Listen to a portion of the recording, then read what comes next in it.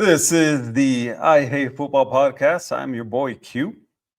Appreciate you guys joining me once again. And it's the off season, man, and a lot of teams getting ready for OTAs now coming up. I believe 20 teams are starting here at the beginning of the week, and I think it's a good time to get into a little debate. This is a topic that has been fun for me to discuss with people.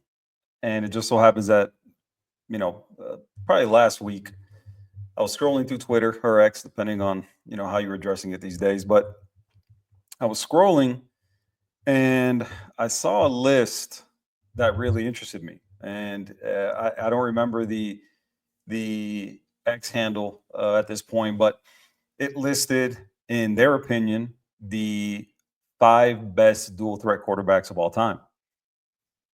And I thought it was interesting because, this is a topic that, I've gone back and forth with a lot of people. My brother being one of them. And if he's watching, he'll nod and probably giggle about this because this is something we've gone back and forth about. Lots of friends of mine, and living in the Metro Atlanta area, it's a topic that I've discussed at the cigar shop. And my assertion has always been that there is no question that Michael Vick was overrated. And I know, I've gotten some pushback on it. And, I think people have used, different, uh, arguments, different metrics. I think a lot of stuff that, in the end, if I'm being 100% honest, doesn't really matter. I just call it what it is. I think a lot of what uh, you know made Michael Vick popular was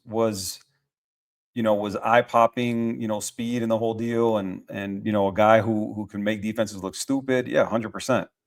Right. This is a guy who, at Virginia Tech, with me growing up in Miami, I got to watch him play through college, and I know what he did to the then Big East. Right. But a guy that, when you look deeper into the numbers, a guy that I don't think, the hype, ever matched the production, right? Lots of sizzle, very little steak, in my opinion. And, we're just gonna break it down a little bit. We're just gonna take a look at some of the numbers, and we'll start with what this particular list had in terms of the top five, right? This is all time, right? And this is up for debate, obviously. I think it's an interesting debate, and it's definitely up, for argument, debate back and forth, what have you, based on the names associated, with this list. And again, I just thought it was a really interesting list, and a list that I wholeheartedly disagreed with. Number one being Michael Vick. But what I wanted to start with is because really Vick was kind of my aim in this whole deal. So I wanted to start with two through five when we're talking about this particular list of this website's top five greatest dual threat quarterbacks. And at number two, they had Josh Allen. Don't yell at me. I didn't create the list, right? But if we start to look at, like I said, we're going to take a look at the numbers, right? We're gonna take the hype out of it. We're gonna take the nostalgia out of it. We're gonna take the commercials and the cleats and the Michael Vick experience. We're gonna take all that out of it, right? We're gonna get down to brass tacks. We're gonna get down to numbers, results, stuff that happened on the field, not hype off the field, right? Start with Josh Allen, who this X handle had at number two, right? 7 years in, right? Has one MVP, seven playoff wins. Okay. In 7 seasons, he's got 4,100 rushing yards. Okay. And you can argue, I don't know that I would necessarily, put him there, but you could argue that Josh Allen has as good an arm as Michael Vick did, right? One lefty, one righty. Obviously Michael Vick being right at 6 feet tall, maybe 6'1" on a good day in cleats, whereas Josh Allen is a guy who's 6'5", has a cannon for an arm. I don't know, if I don't know what those numbers look like. Comparing them, apples to apples in terms of velocity, right? But I think you can make an argument, or at least I could, that Josh Allen has just as good as arm as Michael Vick did, right? And at this point, has been way more successful in 7 years than Michael Vick, was in 15, right? Next on their list was Steve Young, a guy who's near and dear to my heart as a 49ers fan. This list had him at number 3. Steve Young, some of his accomplishments: 2 MVPs, right? A Super Bowl victory. He had 3, but one to his credit that he started. So 1 Super Bowl victory, Super Bowl MVP, 3 first-team All-Pros, 3 second-team All-Pros. He was Offensive Player of the Year one year. A guy who excelled in accuracy, always, clear above 60% in completion percentage, bordering on 70% a lot of years. A guy who's in the Hall of Fame, and in his time in the league, 4,200 rushing yards. Right. The next person on this list, right? This is who they had at number 4, and it's Cam Newton. Interesting, right? But I wanted to take a look at some of the numbers, right? So you're looking at Cam, 1 MVP. He had 1 Super Bowl appearance. He was the Rookie of the Year. He had 2 first-team All-Pros. He was the Offensive Player of the Year. This is the Super Bowl year in 2015 when he was just a stud. He had over 3,000 yards passing 8 times. He had over 4,000 yards passing once. He had a higher completion percentage essentially every year than Michael Vick, and had 5,600 yards rushing in 11 seasons. Right. And number 5 on this list, they had Lamar Jackson, right? So Lamar, obviously, a guy who compares, I think, favorably to Vick when you're talking height, body type, right? All the rest of these guys. Obviously, Steve Young wasn't a big dude, but Cam, Josh being big dudes, Lamar kind of being more similar to Michael Vick in terms of measurables and everything, right? Similar height. I think very similar speed. Michael Vick may have been a little bit faster with the ball in his hands. But a guy in Lamar who, just a stud, right? 2 MVPs, 3 Pro Football Writers of America MVP awards. He has 3 first-team All-Pros. He's only had 1 year that he was lower than 62% completion percentage. Only 1 year with double-digit interceptions. A guy who's had 4,400 rushing yards in 7 seasons. On top of that, has 3 playoff wins. A guy who's, again, electric in the open field.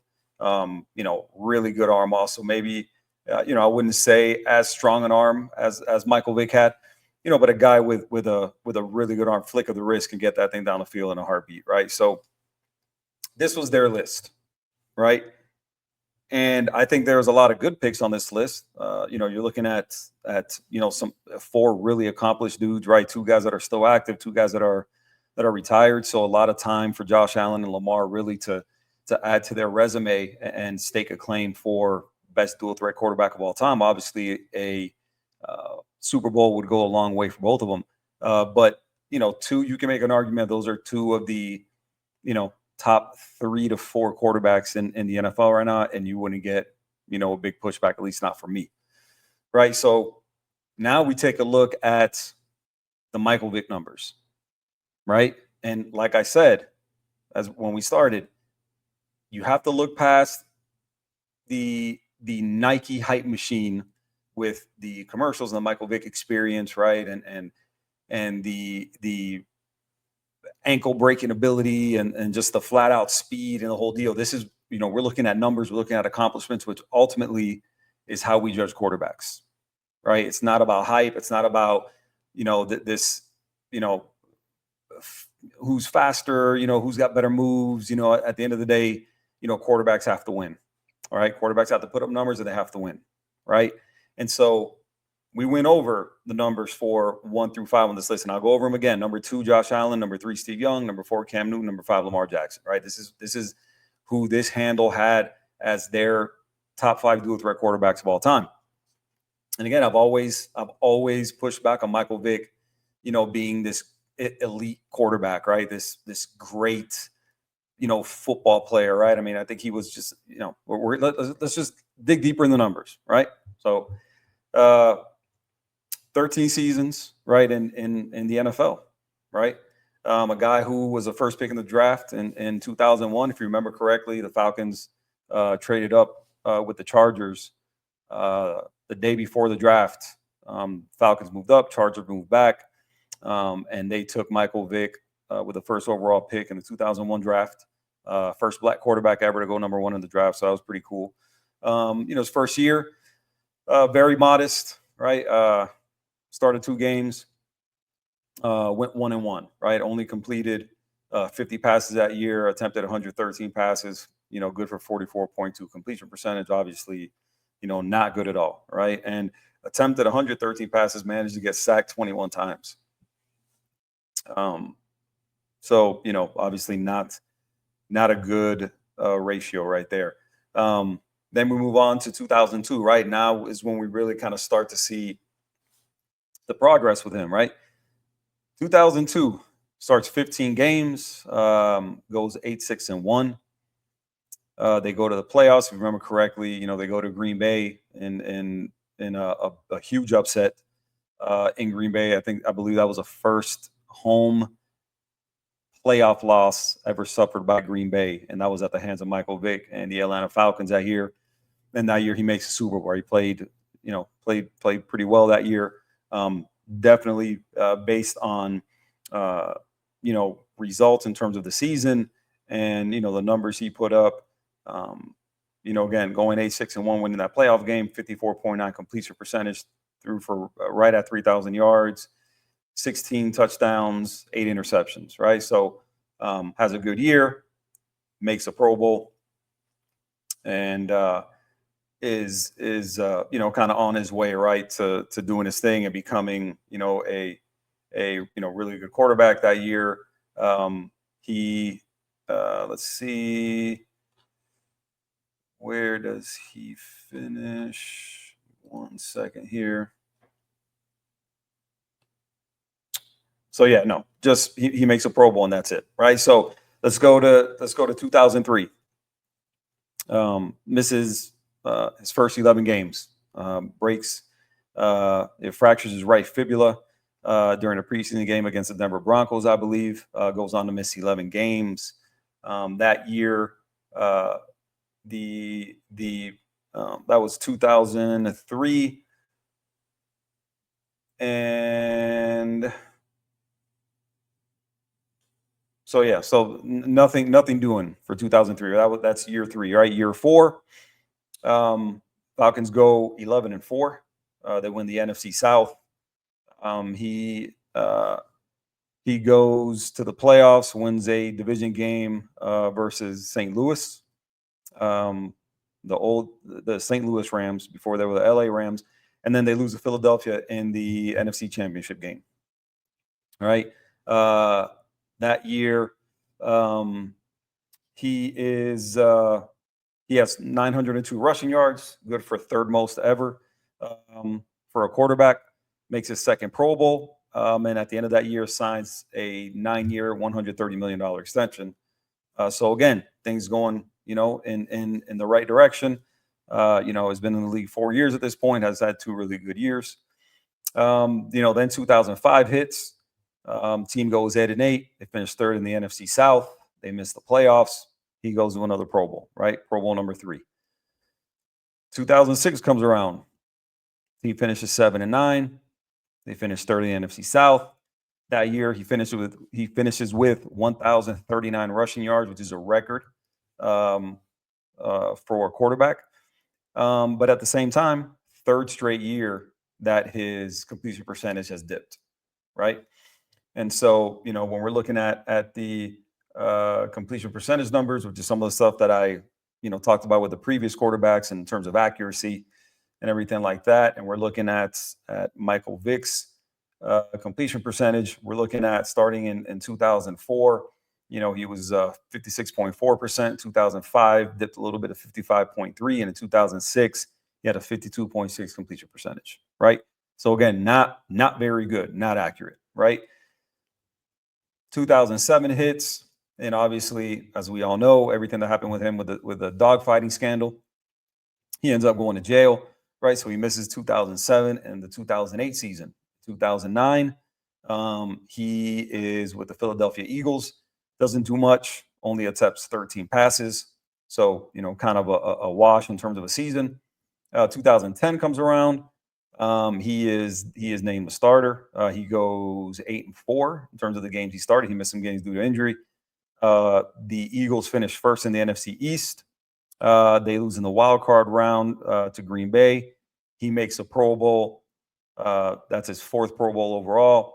And he actually finishes second in Offensive Player of the Year voting to Tom Brady, who won that award along with the MVP. Excuse me. 2011 started 13 games for Philadelphia. He goes 7-6. Philadelphia overall goes 8-8. They finished second in the NFC East. Philadelphia misses the playoffs. 2012 starts 10 games. They go 3-7. He's injured in a Week 10 loss to Dallas. He's replaced that year by Nick Foles as a starter. And they finish up 4-12 and last in the NFC East. 13 comes around. He starts 6 games, finishes with a 2-4 record. Then after that, 2014, he ends up with the New York Jets. He starts 3 games. He goes 1-2. In 2015, he ends up with Pittsburgh. Starts 3 games. They go 2-1. Obviously, I mean, kind of inconsequential there. His last, really 3 years, right? 3 consecutive years in terms of Philly, the Jets, and the Steelers. Obviously, really did nothing. So again, we're looking at all these years, right? And when we're comparing them to the elite dual threat quarterbacks, right? And again, remember, we're talking more than just physically gifted, okay? Which is that's the angle that I'm taking, okay? And when we're comparing them to the next 4 on this list, right? Again, Josh Allen, Steve Young, Cam Newton, Lamar Jackson. Vick doesn't compare. We're looking at these seasons right here, and there's no comparison. Okay. If we're looking at really a totality of his career, right? 2 really good years in Atlanta. All right. And remember, he was there 6. He had 2 really good years in Atlanta. Okay. 2002, 2004. Okay. Had 1 really good year in Philadelphia. Okay. Had 1 okay year in Philadelphia. Made 4 Pro Bowls overall. 2 playoff wins. 2. Okay. 0 MVPs. He didn't make any Super Bowls, never won a conference title. Okay. He had 1 season over 60% completion. 1. And that was 62.6% in 2010. That was his only season over 60% completion percentage. And that was when he was in Philly already, right? Obviously under Andy Reid. He had 2 seasons over 3,000 passing yards in 2010 and 2011. Okay, 2. All right. He had 1 season where he threw more than 20 touchdown passes. Okay, let me say that again. 1 season where he threw more than 20 touchdown passes. Okay, and he threw 21 in 2010. Is basically his best year as a quarterback. He had 1 year where he took less than 10 sacks. Because as we know, with these very mobile quarterbacks, they tend to hold the ball too long and they end up, taking sacks. 1 year where he finished with less than 10 sacks, and that was in 2012. And to add to that, to the sack conversation, he had almost 1,900 yards in yardage when it comes to his sacks. Okay, 1,900 yards in sacks, basically. And along with that, fumbled 98 times and lost 41 of them. Right, and so there again, I like Michael Vick. I enjoy watching him. And I know my Atlanta people, are going to push back, and I know there's going to be a lot of people who don't agree with me, and that's fine. I accept that, and again, I'm not bashing Michael Vick. I'm not telling you he wasn't a really talented dude. I'm not telling you I didn't enjoy watching him unless he was playing my favorite teams. But we have to put Michael Vick's career in perspective. Okay. This isn't hate. This is simply just recognizing and looking at this through the proper angle, at least the angle that I choose to look, at quarterbacks with. And when you're comparing him to guys like Josh Allen, to guys like Steve Young, to guys like Cam Newton, to guys like Lamar Jackson, he falls short. He falls short, plain and simple. He did not have the career and did not live up to the hype that they created for him when he entered the league. And again, it's super simple, right? And I'll give you an honorable mention. Quarterback in that best dual threats of all time. He may not be in the top five, but somebody again who I think is probably kind of right there at the back of that list, and that's a guy like Randall Cunningham. A really accomplished guy, a true dual threat quarterback, and a guy who didn't rush for 1,000 yards, but rushed for 942 yards back in 1990. Right, a guy who made all pro teams, a guy who made just as many Pro Bowls as Michael Vick. Right, so again, I think we have to recognize what Vick was. A hype machine, a guy whose highlight tape probably is second to no one's. A guy who was just game breaking. A guy who I think probably didn't work at the nuances of the quarterback position because he was such a talented guy. There's a story out there where Greg Knapp, his offensive coordinator, one time gave him a DVD with plays to study and put a $100 bill in the back of it. And Michael Vick never found it. He came back to the facility, gave Greg Knapp the DVD back, and the $100 bill was still in the case, apparently. Don't know how accurate that is, but just an example of what the knock on Michael Vick was a guy that just kind of relied on just God-given ability and not so much on the fundamentals and on watching tape, being able to dissect defenses and everything. So and who knows if the work ethic is a little bit different. Who knows what kind of quarterback we have all time. But be that as it may, and the fact that we can't go back and change anything, then this is what we have. And what we have is a guy who was overhyped and overrated. Okay. Simple as that.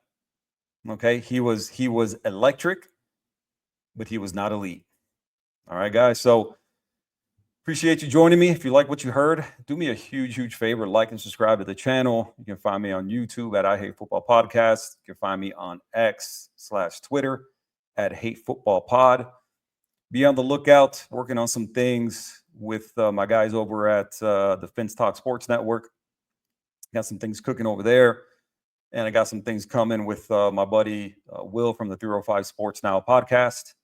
So yeah, be on the lookout. Look for my channel.